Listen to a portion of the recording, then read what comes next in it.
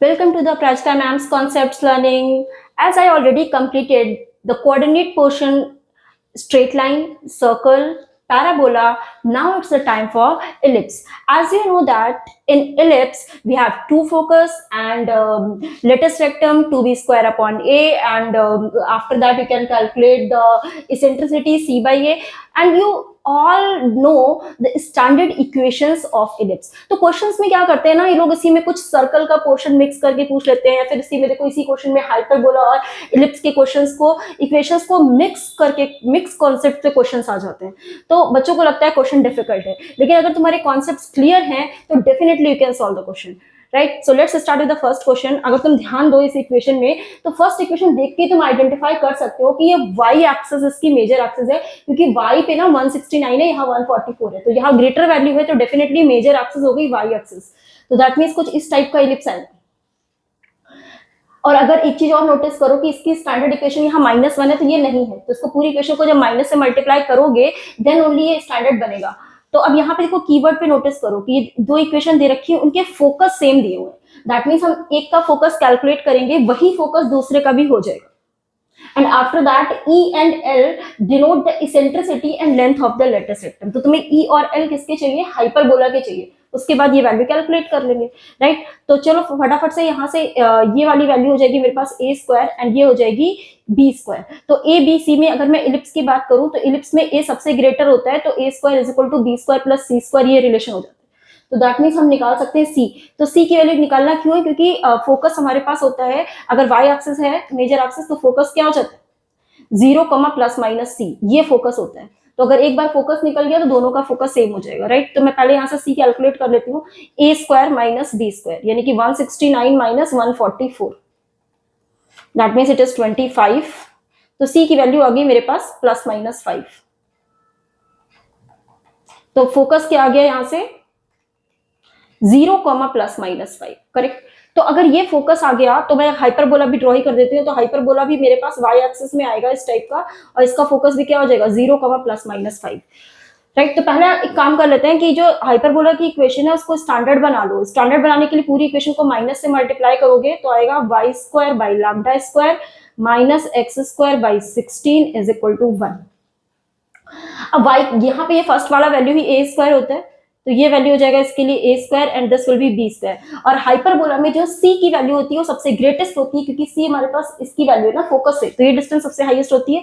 तो इसमें जो रिलेशन आता है वो आता है c square is equal to a square plus b square. Minded, ये जो रिलेशन लिखा है abc का, ये हाइपरबोला के लिए है, एंड ये वाला जो रिलेशन लिखा है this is for the ellipse. इस बात को ध्यान रखना, क्योंकि इसमें a मैक्सिमम वैल्यू होती है, क्योंकि फोकस इनसाइड द वर्टेक्स आता है इलिप्स के केस में, ठीक है। तो अगर मुझे यहाँ पे a पता है लैम्डा स्क्वायर, तो चलो इसको पुट कर देते हैं, क्योंकि c फोकस दोनों का सेम दिया था, वो मैंने निकाल लिया था, इट इज 5। तो ये हो जाएगा 25 is equal to lambda square plus 16। तो यहाँ से you can calculate lambda square as 9। तो लैम्डा स्क्वायर 9 आया, तो मुझे हाइपरबोला की स्टैंडर्ड इक्वेशन लिख देती हूँ यहाँ से। तो हाइपरबोला की इक्वेशन बन जाएगी y square by 9 minus x square by 16 is equal to 1, correct. तो अब ये जो इक्वेशन बन गई है ना, बस तुम्हें उससे क्या निकालना है? E और L ही तो निकालना है, राइट। तो इसेंट्रिसिटी सिंपली क्या होती है? E तो c बाई a होती है, तो c तो हो गया 5, और a अगर मैं बात करूं तो ये a स्क्वायर है ना, तो a हो जाएगा 3, तो ये इसेंट्रिसिटी हो गई। एंड लेटस रेक्टम क्या होता है?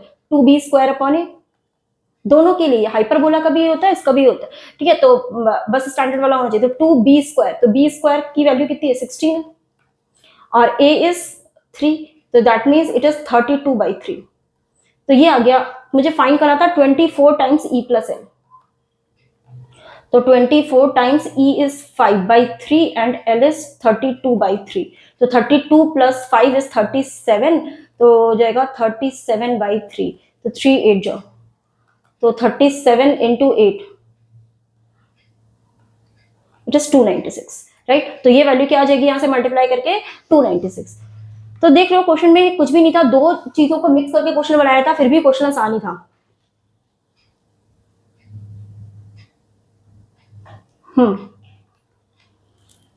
ध्यान दो, इस क्वेश्चन में क्या है, देखो ये इसका सेंटर अगर 1, -2 दिया है, दैट मीन्स ये तुम्हारे पास शिफ्टेड इलिप्स टाइप का ये हो गया, क्योंकि जो हमारे पास स्टैंडर्ड इक्वेशन होती है X square upon A square plus Y square upon B square is equal to 1, उस इक्वेशन में सेंटर ओरिजिन होता है। तो यहाँ पे सेंटर को देख के चीज दिमाग में आनी चाहिए शिफ्टेड है।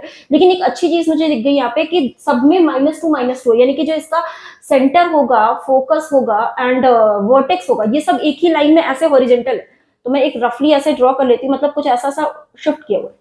तो अगर मैं सेंटर की बात करूं तो सेंटर इज 1, -2 एंड ये फोकस होता है and focus is 3, -2 and this is vertex and this is 5, -2 और ये वाला भी वर्टेक्स ही है, लेकिन देखो इधर आगे दिया है ना 3, 1, 5 यानी कि सारा राइट साइड पे दिया, लेफ्ट का नहीं दिया हुआ। तो अब ध्यान दो कि अगर मैं इसको सॉल्व करूंगी अपने स्टैंडर्ड ही तरीके से, तो स्टैंडर्ड में अगर हम ध्यान देते हैं अगर सेंटर ओरिजिन होता है तो उस केस में ये वाली वैल्यू क्या होती है, सेंटर से फोकस की जो डिस्टेंस है वो c होती है, और ये वाली जो एक्सिस होती है मतलब वर्टेक्स तक की जो डिस्टेंस होती है वो हमारे पास सेमी मेजर एक्सिस होती है। तो दैट मींस ये वाली सेमी मेजर एक्सिस तुम निकाल सकते हो ना, क्योंकि ये 1 है और ये 5 है, तो 1 एंड 5 है तो ये डिस्टेंस तो सीधे सीधे से 4 ही हो गई।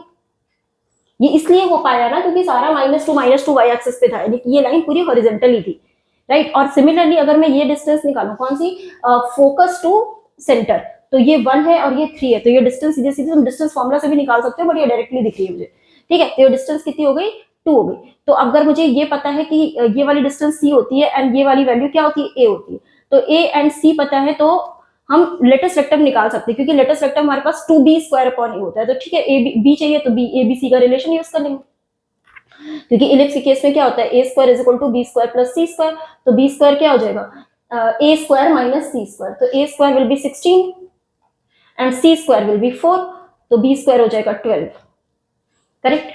तो b² आ गया, तो लेटेस्ट वेक्टर मेरे पास आ जाएगा 2b² upon a, that means 2 into 12 upon a is 4, so 4 3 जा 12, so the answer is 6, a पर। तो देख लो क्वेश्चन कितना सिंपल क्वेश्चन आया है, डायरेक्ट क्वेश्चन है, कुछ भी नहीं है क्वेश्चन।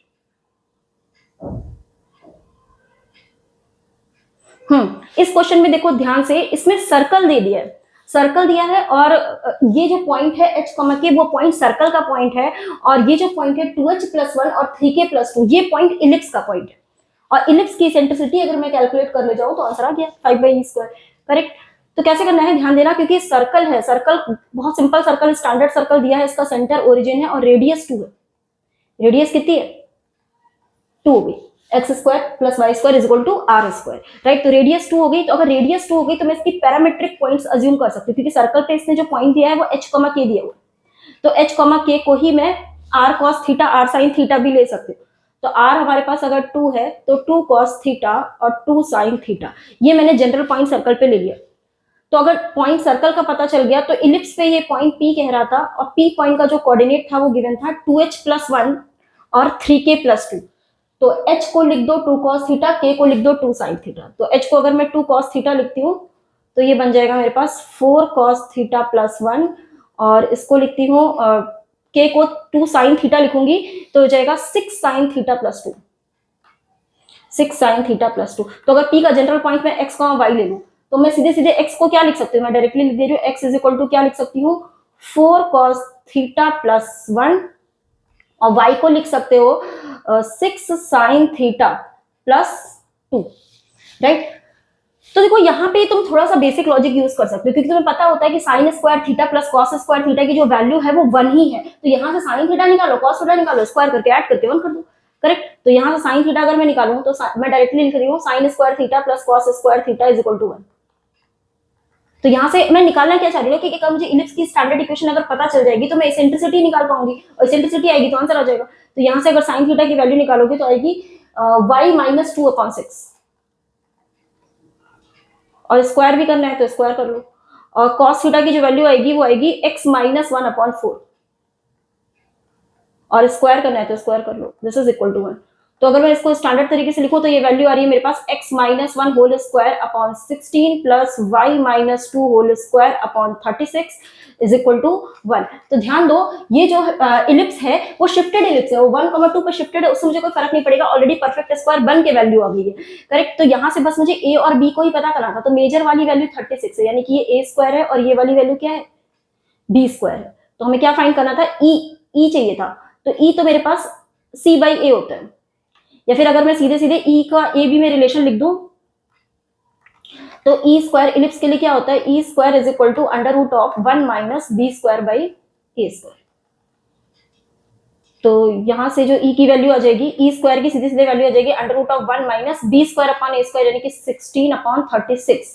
तो 16 माइनस 16 यानी कि 20 बाई 36 हो जाएगी।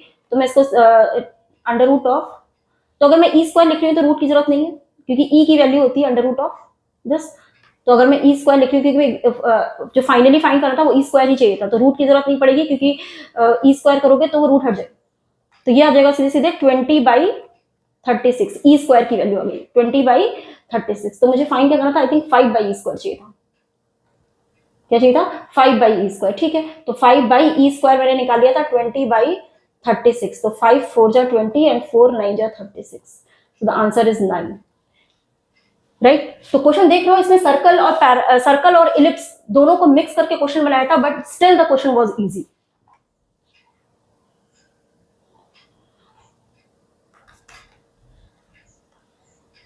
Length of the latus rectum of the ellipse. देखो लेटेस्ट रेक्टम तुम्हें 30 दिया, यानी कि ए बी में एक रिलेशन तो यहां से मिल गया।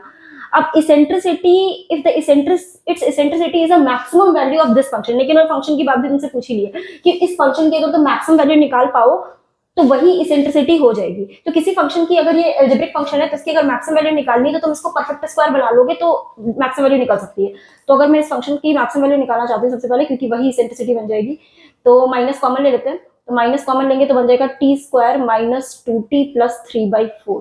तो परफेक्ट स्क्वायर अगर मैं बनाती हूँ इसको तो T square minus 2t plus 1 और माइनस 1 कर लो। तो ये जो वैल्यू दिख रही है ये t माइनस 1 का होल स्क्वायर बन गया, t माइनस 1 होल स्क्वायर, और ये बन जाएगा माइनस का 1/4।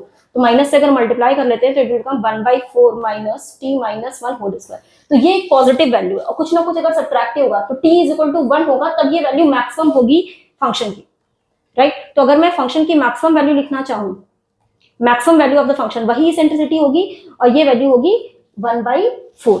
ये क्लियर हो गया। तो 1/4 will be the maximum value of the function, that will be your eccentricity. तो इसेंट्रिसिटी अगर मुझे पता चल गई तो ए बी का एक रिलेशन यहां से पता चल गया। क्यों? क्योंकि ई की वैल्यू होती है under root of 1 minus B square by a square and this is equal to 1/4।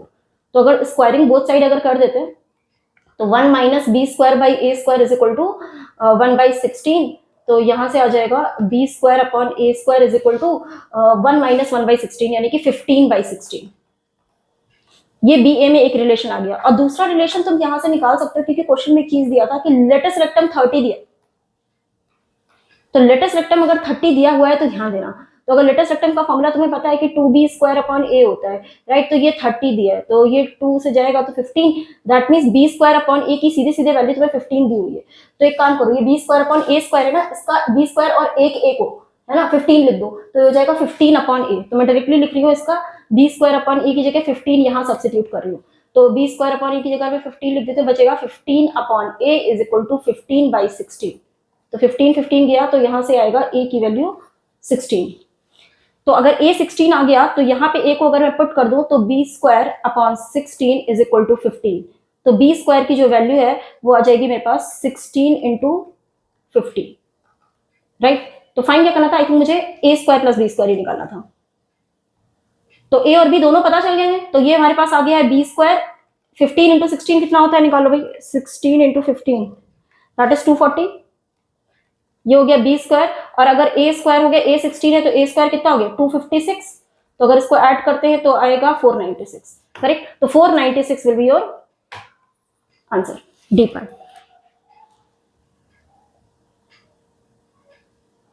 तो question was not at all difficult, ठीक। हाँ, इसमें देखो 2 इलिप्स दिए हुए हैं। अब ध्यान देने की बात क्या है कि जो पहला वाला इलिप्स है ना उसमें तो ए मेजर एक्सिस है, लेकिन दूसरे वाले में ना बी मेजर एक्सिस।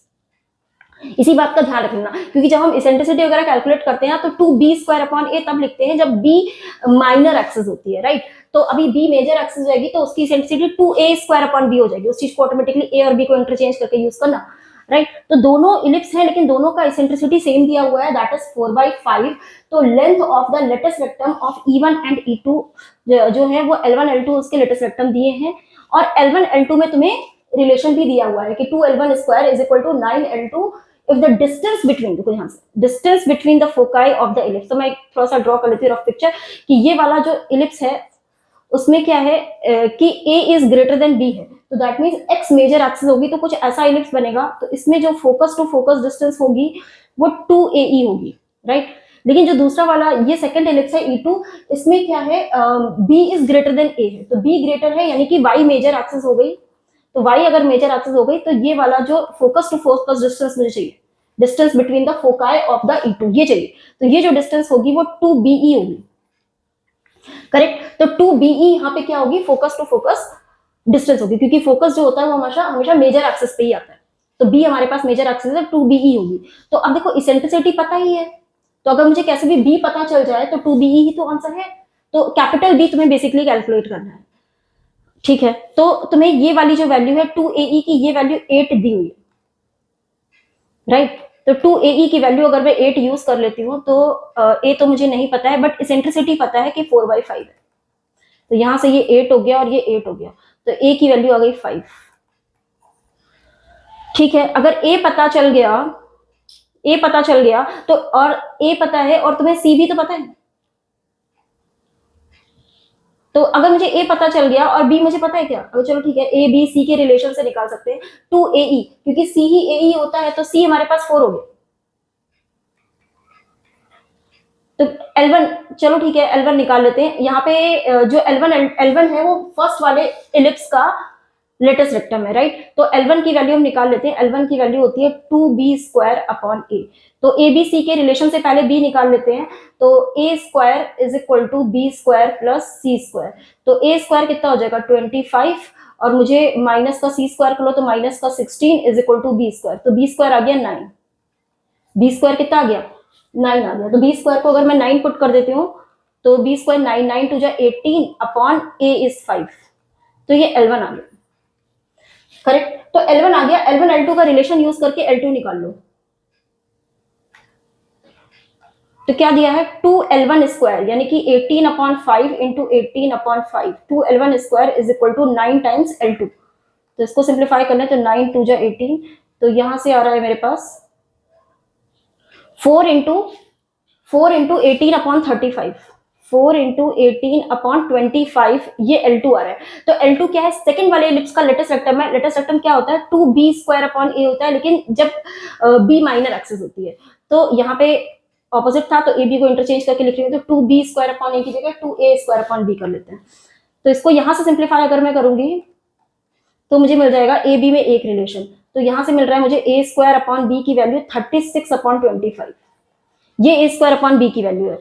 अब ए बी का एक रिलेशन तुम इसेंट्रिसिटी से भी निकाल सकते हो, क्योंकि दोनों ही इलिप्स की इसेंट्रिसिटी 4/5 थी, करेक्ट, तो दोनों की इलिप्स की इसेंट्रिसिटी 4/5 थी, तो ई को मैं सेकंड इलिप्स के लिए अगर लिखूं, सेकंड इलिप्स के लिए, तो ये हो जाएगा 1 माइनस b² अपॉन a² होता है, लेकिन यहाँ पे क्या हो जाएगा a² अपॉन b², राइट। तो अगर दोनों साइड स्क्वायर कर देते हैं तो ये वैल्यू तो ई की वैल्यू तो 4/5 थी, ये वैल्यू कितनी थी 4/5, अगर स्क्वायर करोगे तो आएगा 16/25 is equal to 1 minus a² upon b², तो यहां से तुम्हें मिल जाएगा a² अपॉन b² का वैल्यू 1 माइनस 16/25, दैट मीन्स 9/25, ठीक है। तो अब a² अपॉन b की वैल्यू ये थी, तो a² अपॉन b की वैल्यू यहाँ पुट कर दो, क्योंकि a² अपॉन b² है ना, तो एक b रह जाएगा, तो a² अपॉन b की वैल्यू कितनी 36 अपॉन 25, तो मैं इसको यहाँ पे 36 अपॉन 25 पुट करूंगी तो एक b रह जाएगा, और ये आएगा 9/25, तो 25 गया, और ये आएगा 9 4 जा 36, तो यहाँ से बाई क्रॉस करोगे तो b की वैल्यू आ रही है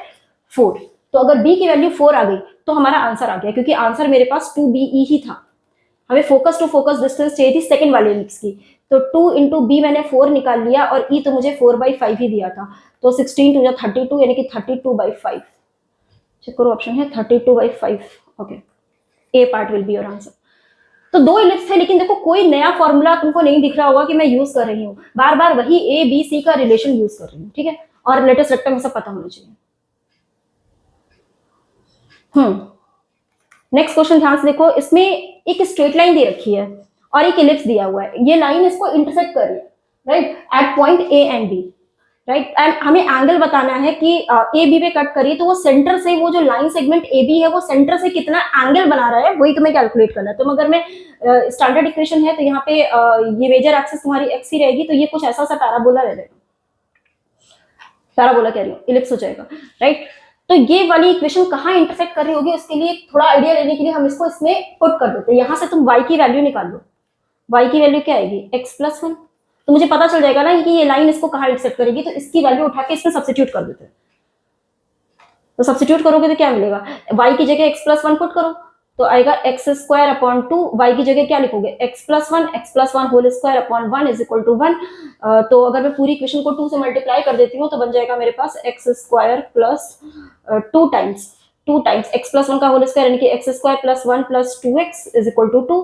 तो ये जाएगा 2x² प्लस x² यानी कि 3x² प्लस 6x प्लस 2 और 2 कट जाएगा यानी कि इज इक्वल टू 0, ये बन रहा है, ठीक है। तो अगर इसमें मैं 3x कॉमन ले लेती हूँ तो बनेगा मेरे पास x प्लस 2, ये वैल्यू बन रही है। तो x की वैल्यू आ रही है मेरे पास -2, पूरी इक्वेशन को 2 से मल्टीप्लाई किया था मैंने, x+1 से ही किया, ठीक है। तो यहां से अगर मैं देखूं यहाँ से तो वैल्यू क्या आ जाएगी, एक वैल्यू आ रही है मेरे पास x की, एक वैल्यू 0 आ रही है और एक x की वैल्यू आ रही है -2, दो वैल्यूज आ रही है x की। तो अगर x की ये दो वैल्यूज आ रही है तो इसके करस्पॉन्डिंग y की वैल्यूज निकाल लेते हैं। जो व्हेन x इज 0, मेरे पास इक्वेशन क्या थी, लाइन की इक्वेशन क्या दे रखी थी इसने, y minus x is equal to 1, y minus x is equal to 1। तो अगर मैं इसमें x को अगर 0 पुट करती हूँ तो x को 0 पुट करेंगे तो y 1 मिल जाएगा, तो यानी कि एक पॉइंट हो जाएगा 0,1, यानी कि मैं इंटरसेक्शन पॉइंट निकालना चाह रही हूँ कि जो लाइन है वो इलिप्स को कहाँ कट करेगी, तो मुझे एक रफ डायग्राम मिल जाएगा तब मैं एंगल निकाल पाऊंगी।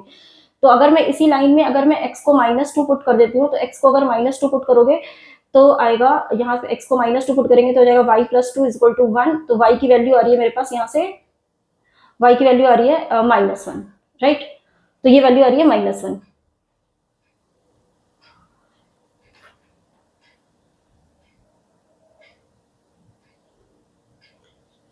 कुछ डेटा चेंज हो रहा है लग रहा है, मुझे लग रहा है यहाँ से square plus b square plus 2x, तो यहाँ से 4x आया था, x² 3x² प्लस 6x ही होगा, यहाँ पे 4x होगा। अगर हम देखें तो यहाँ पे क्या आएगा, 3x² प्लस 2 था, 2 से 2 तो कैंसिल हो गया, यहाँ पे 4x आएगा। मल्टीप्लाई करोगे तो यहाँ पे क्या आएगा, ये 2x² प्लस x² 3x² हो गया और 2 2 4x आएगा ना यहाँ पे, और ये वाला जो +2 होता है इससे कैंसिल हो गया। तो यहाँ पे क्या, अगर हम कॉमन लेंगे तो ये कॉमन नहीं आएगा, तो ये वैल्यू यहाँ से थोड़ी मिस्टेक हो गई। तो अगर मैं यहाँ से कॉमन लूंगी तो x कॉमन आएगा, राइट। तो अगर मैं यहाँ से x कॉमन लेती हूँ तो यहाँ पे क्या बचेगा मेरे पास, 3x plus 4 is equal to 0। तो x की एक वैल्यू तो 0 आ रही है, दूसरी वैल्यू आ रही है -4/3, राइट। तो x की वैल्यू 0 लेंगे तो ये तो 1 हो गया, लेकिन x की वैल्यू अगर हम -4/3 लेते हैं, x की वैल्यू क्या लेते हैं -4/3, तो अगर -4/3 अगर हम इसको x को लेते हैं तो यहाँ से आएगा y plus 4/3 is equal to 1। तो 1 माइनस 4/3 कितना हो गया, 1 माइनस 4/3 माइनस का 1/3, 1 माइनस 4/3, सही है ना, हाँ ठीक है। तो माइनस का 1/3 हो जाएगा। तो दैट मीन्स ये जो कोऑर्डिनेट आ गया मेरे पास, अगर मैं x, y लिखूं तो ये कोऑर्डिनेट आ जाएगा -4/3, -1/3, यानी कि ये थर्ड कोऑर्डिनेट में आ जाएगा। तो एक पॉइंट आ रहा है मेरा 0,1, यानी कि y एक्सिस पे आ रहा है, एक पॉइंट आ रहा है 0,1, यानी कि कुछ ऐसा आ रहा होगा। कट अगर कर रहा है तो मैं कुछ रफली ले लेती हूँ, और दूसरा पॉइंट थर्ड कोऑर्डिनेट में, कुछ भी हो सकती है लाइन, यहाँ पे ऐसा कुछ नहीं है कि यही लाइन होनी है, बस तुम्हें दो पॉइंट मैं रफली अज्यूम करवा रही हूँ कि ऐसा कुछ बनेगा। तो ये तुम्हारे पास पॉइंट आ गया 0,1 और ये पॉइंट आ गया तुम्हारे पास थर्ड क्वाड्रेंट में, दैट इज -1/3 -4/3, नहीं -4/3 -1/3, ये पॉइंट आ गया। अब तुम्हें करना क्या था कि ये हमारे पास पॉइंट ए और बी हो गए, ये पॉइंट ए बी है, तो ये पॉइंट सेंटर से कितना एंगल बना रहा है ये निकालना है। तो ध्यान से देखना कि सेंटर से एंगल कितना बनेगा, ये एंगल तो 90 है, तो 90 प्लस ये छोटा वाला एंगल ना, तो अगर ये छोटा वाला एंगल निकाल पाओ, ये छोटा वाला एंगल तो निकाल सकते हो ना, कैसे, क्योंकि अगर तुम्हें इस पॉइंट का कोऑर्डिनेट पता है तो y axis upon x axis, right. तो वाई एक्सिस इस ये वाला एंगल कैसे निकालते हैं, tan थीटा से निकालते हैं। tan theta is equal to y axis upon x axis, यानी कि -1/3 अपॉन -4/3, तो दैट मीन्स आ जाएगा ये 1/4। तो ये थीटा आ गया tan इनवर्स 1/4। तो ये थीटा कितना आ गया, ये वाला थीटा हमारे पास आ जाएगा tan इनवर्स 1/4, और उसमें क्योंकि ये पूरा एंगल चाहिए तो 90 प्लस tan इनवर्स 1/4, यानी कि A part will be your answer. Correct. तो क्वेश्चन छोटा था, क्वेश्चन में कुछ नहीं था, यहाँ पे कैलकुलेशन ठीक से करोगे तो हो जाएगा आराम से। कुछ भी नहीं था क्वेश्चन में, हमें क्या निकालना था, इसका इंटरसेक्शन पॉइंट निकालना था। तो हमने पॉइंट चेक कर लिया कहाँ पे आ रहा है। अगर एग्जैक्टली डायग्राम भी नहीं बना पाओ तब भी तुम्हें अंदाजा लग सकता है कि कैसे एंगल निकलेगा। डायग्राम बना लोगे तो ज्यादा क्लैरिटी आ जाएगी, ठीक है। तो हमेशा कोशिश करो कि डायग्राम बना लो तो बेहतर रहता है। Next question is SS dash be the foci of the ellipse. तो तुम्हें ये इलिप्स दिया हुआ है, इसके दो फोकस है, होते ही हैं, और यहाँ पे P इस पे एक पॉइंट है ऑन द इलिप्स, और वो पॉइंट फर्स्ट क्वाड्रेंट में ये बोल दिया। और चलो डायग्राम भी बना लेते हैं। ये इलिप्स हो गया, और P मैंने एक पॉइंट ले लिया, इस पॉइंट का कोऑर्डिनेट अल्फा कॉमा बीटा है, और वो पॉइंट फर्स्ट क्वाड्रेंट में है। तो अब इसके जो दो फोकस है उसको क्या लेना है, S और S dash be the foci of the ellipse. ठीक है। तो अब देखो ये एक्स एक्सिस में मेजर बनेगा, क्योंकि ये हमारे पास a स्क्वायर 25 है और b स्क्वायर 9 है, तो x के नीचे डिनोमिनेटर ग्रेटर है, तो ये हमारे पास एक्स एक्सिस में मैंने इलिप्स बना दिया। अब ये कंडीशन तुम्हें दे रखी है कि ये जो इसका स्क्वायर है -10 इज इक्वल टू 37 दिया है, और तुम्हें फाइंड करना है alpha square plus beta square. Correct. तो क्या कर सकते हो कि तुम्हें पता होना चाहिए कि इसके लिए एक स्पेशल फॉर्मूला होता है कि मेरे पास फोकल लेंथ, मतलब किसी भी जनरल पॉइंट की अगर तुम्हें फोकस से डिस्टेंस निकालनी है अगर एक्स मेजर एक्सिस पे, तो वो फॉर्मूला क्या होता है मेरे पास, 2AE plus minus x1, 2AE plus minus x1। ठीक है। तो एक चीज तो देखो यहां से हो सकती है क्या, कि अगर SS डैश को मैं देखूं, SS डैश, तो ये फोकस टू फोकस डिस्टेंस ये कितनी होती है, 2AE होती है, फोकस टू फोकस डिस्टेंस। यानी कि अगर मैं इसको लिखूं, या फिर अगर ऐसे भी लिख सकते हो कि ये जो टोटल डिस्टेंस होती है ना, SP plus S dash P, SP plus S dash P, ये भी मेरे पास किसके इक्वल होती है, 2A के इक्वल होती है। This is equal to 2A। तो A कितना है, यहां से a स्क्वायर 25 है, तो A हो गया 5, A 5 है तो 2A हो जाएगा 10, यानी कि SP plus S dash P मुझे दिया है 10। राइट। अब इसी में अगर स्क्वायरिंग बोथ साइड कर रहे हो तो इस कंडीशन को कुछ यूज किया जा सकता है, क्योंकि मुझे इनके स्क्वायर्स SP और S डैश P दिख रहे हैं, तो अगर चलो इसका स्क्वायर कर दो, इसका स्क्वायरिंग बोथ साइड कर देते हैं। स्क्वायरिंग बोथ साइड करेंगे तो मिलेगा SP square plus S dash P square plus 2SP S dash P is equal to 100। Right. अब यहां से अगर SP plus S dash P square की वैल्यू होगी 37 प्लस इन दोनों का प्रोडक्ट, तो इसको लिख देते हैं, इस पूरी वैल्यू को मैं सब्स्टिट्यूट कर देती हूँ, 37 plus SP S dash P यहाँ पे 2 टाइम्स है, और एक SP S डैश P यहाँ से भी मिल रहा है, तो ये जाएगा 3 times SP S dash P is equal to 100। तो 37 100 माइनस 37 कितना हुआ, दैट इज 63, और 63 अपॉन 3 हो जाएगा 21। ठीक है। तो यहां से मुझे SP और S डैश P का प्रोडक्ट मिल गया 21। राइट। अब अगर मुझे ये वैल्यू 21 मिल गई है, तो SP यानी कि ये मैं जो बता रही थी कि जो फोकल लेंथ होती है उसको हम क्या लिख सकते हैं, 2AE प्लस माइनस x1 लिख सकते हैं। तो अगर x1 क्या है, ये पॉइंट है। ठीक है।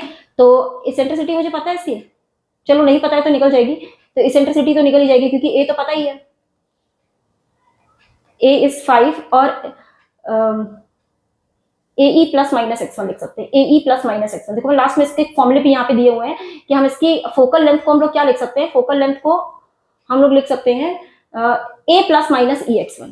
राइट। तो AE नहीं, A प्लस माइनस EX1, अगर हम चाहें तो फोकल लेंथ की वैल्यू को A प्लस माइनस EX1 लिख सकते हैं। यहाँ थोड़ा मिस्टेक है, A प्लस माइनस EX1। देखो इससे फायदा क्या होगा, अगर मैं इसको लिखूं A प्लस माइनस EX1,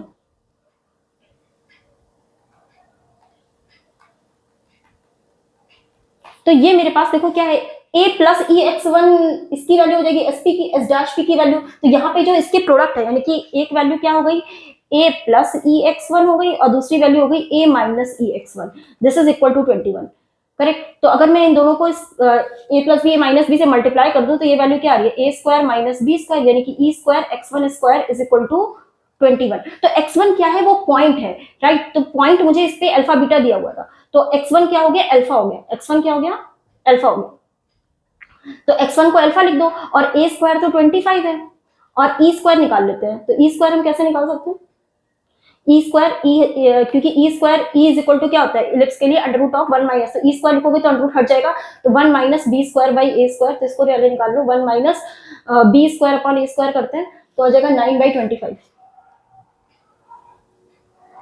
9/25, तो ये जाएगा 16/25, राइट। तो ये मेरे पास ई स्क्वायर की वैल्यू आ गई है 16/25, और x1 स्क्वायर मतलब alpha square, and this is equal to 21, क्योंकि x1 वो पॉइंट होता है, राइट, इलिप्स पे, तो इलिप्स हमने पॉइंट ऑलरेडी अल्फा बीटा दिया हुआ था। तो यहां से अगर मैं देखूं तो 16/25 इंटू अल्फा स्क्वायर, तो 25 माइनस 21 हो जाएगा 4, और ये आएगा 4 4 जा 16, तो अगर इसको यहां से लिखते हैं alpha square is equal to आएगा 25/4, ये अल्फा स्क्वायर हो गया। मुझे चाहिए क्या था, alpha square plus beta square, ठीक है चलो अल्फा स्क्वायर ही रहने दो। तो जब अल्फा स्क्वायर आ गया तो हम बीटा स्क्वायर भी निकाल सकते हैं। बीटा स्क्वायर कैसे निकाल सकते हैं, क्योंकि अल्फा बीटा जो है वो इसके पॉइंट है ना, तो ये अल्फा बीटा इसकी इक्वेशन को सेटिस्फाई करेंगे, तो दैट मींस हम इसको क्या लिख सकते हैं, इलिप्स को हम लिख सकते हैं alpha square upon 25 plus beta square upon 9 is equal to 1, beta square upon 9 is equal to 1। तो अल्फा स्क्वायर की जगह लिख दो 25/4, तो 25 अल्फा स्क्वायर की जगह लिख रही हूँ 25/4, और ये आ जाएगा beta square by 9 is equal to 1, तो आएगा beta square upon 9 is equal to 1 minus 1/4 that is 3/4। तो ये वैल्यू आ रही है मेरे पास, बीटा स्क्वायर की जो वैल्यू आ रही है यहाँ से 27/4, 27/4। तो alpha square plus beta square चाहिए था, तो दोनों को ऐड कर देते हैं, तो दिस इज 25/4 प्लस 27/4, 52/4, तो 52/4 मतलब 13 is your answer, right. So option दिया इसमें 13, यानी कि डी पार्ट करेक्ट। तो देखो क्वेश्चन में थोड़ा सा अगर तुम्हें ये वाला फॉर्मूला अगर पता हो तो तुमसे क्वेश्चन बन जाएगा a plus minus E x one, इसको मिस्टेक मत करना, है ना, कि फोकल लेंथ की वैल्यू क्या होती है, इसीलिए मैंने ये फॉर्मूला लास्ट में भी दे दिया है, ठीक है। ये क्वेश्चन देखो यहाँ पे ये दे रखा है कि ये जो लाइन है, पिछली बार वो लाइन एक कट कर रही थी इलिप्स को, इस बार एक कट नहीं कर रही है, ये टच करी, दैट मींस ये टेंजेंट हो गई। तो अगर मुझे टेंजेंट की अगर इक्वेशन लिखनी है तो इक्वेशन मुझे टेंजेंट की दी हुई है, और हम इलिप्स की इक्वेशन देख के भी क्या कर सकते हैं, उसकी टेंजेंट की इक्वेशन लिख सकते हैं, कैसे, एक्स स्क्वायर को x1 लिख सकते हैं, वाई स्क्वायर को y1, और x1 y1 वो पॉइंट होते हैं, पॉइंट ऑफ कॉन्टैक्ट, करेक्ट। तो इसको अगर हम लिखेंगे तो आएगा 3x x1 plus 4y y1 is equal to 1। तो ये मेरे पास आ गई किसकी, टेंजेंट की इक्वेशन, और टेंजेंट की इक्वेशन ये दी हुई है, तो अगर इसको कंपेयर करना है तो √7 से डिवाइड कर लो, तो √7 से अगर मैं इसको डिवाइड करती हूँ कंपेयर करने के लिए, तो अल्फा बाई √7 इंटू एक्स और 4/√7 into y is equal to 1। तो अगर मैं यहाँ से x का कोफिशिएंट कंपेयर करूं, तो आएगा alpha by √7 is equal to 3x1, और y का करेंगे तो आएगा 4/√7 इज इक्वल टू 4y1, तो 4 4 गया, तो यहाँ से y1 यानी कि एक पॉइंट तो मिल गया 1/√7, ये पॉइंट ऑफ कॉन्टैक्ट मिल रहा है। तो अभी यहाँ से x1 नहीं मिला है, ठीक है, तो क्योंकि अल्फा के टर्म में आया है। आगे देख लेते हैं, यहाँ पे क्या दिया है कि ये फर्स्ट क्वाड्रेंट में मीट कर रहा है, तो मुझे यहाँ पे भी फोकल डिस्टेंस निकालना है, then one of the focal distance, यानी कि मुझे क्या चाहिए answer, a plus minus e x1 के टर्म में आंसर चाहिए होगा, राइट। तो यहाँ पे मुझे मिल गया x1 की वैल्यू मिल गई, और यहाँ पे क्या चाहिए, a plus minus e x1। तो एक काम करो, इसेंट्रिसिटी तो निकल ही आएगी, ये स्टैंडर्ड फॉर्म में अगर मैं इसको इलिप्स को देखूं तो ये बनेगा मेरे पास इलिप्स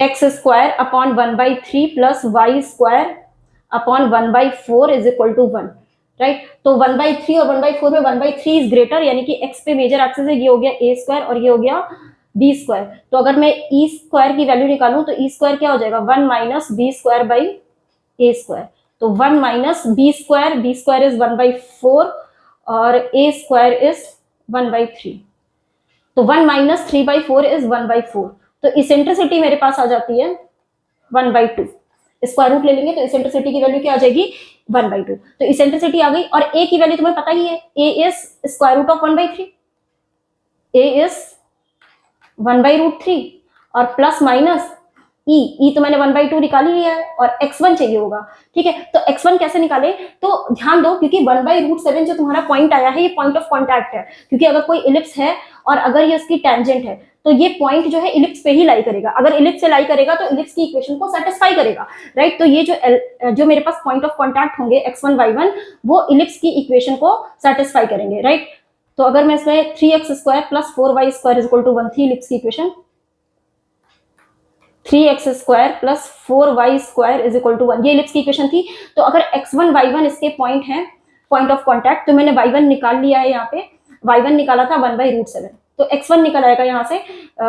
इसको पुट कर दो, x की जगह x1 लिख देते हैं और y की जगह y1 का स्क्वायर, तो y1 का स्क्वायर करोगे तो ये आएगा 1/7 = 1, तो 3x1² = 1 - 4/7 यानी कि 3/7, तो 3/7, तो यहाँ से x1² की वैल्यू आ गई 1/7, तो यानी कि x1 भी मेरे पास आ गया 1/√7, करेक्ट। तो x1 भी अगर 1/√7 आ गया तो I can say that the point of contact जो मेरे पास आ गया है 1/√7, 1/√7 आ गया।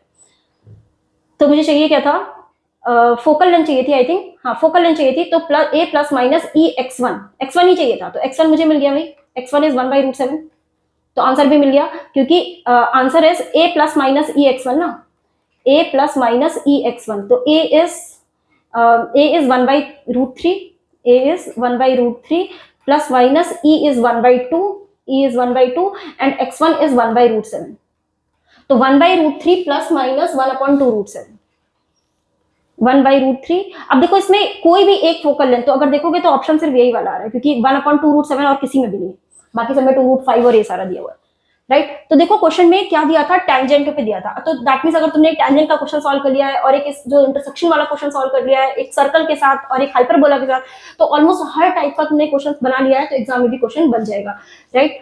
सो I hope this video was helpful, and last में I will give you the formulas जो मैंने लास्ट में यहाँ लिखे हुए हैं, 2 ही 3 फॉर्मूला इस पे यूज किए थे मैंने, ज्यादा नहीं, ये वाला फॉर्मूला इंपॉर्टेंट है, बाकी तो तुम्हें आती है, राइट। तो तुम इस फॉर्मूलेस को नोट करो, and if the video is helpful hit the subscribe button, share the channel and give your feedback, that is very important, okay। So thank you so much, we'll see you in the next video.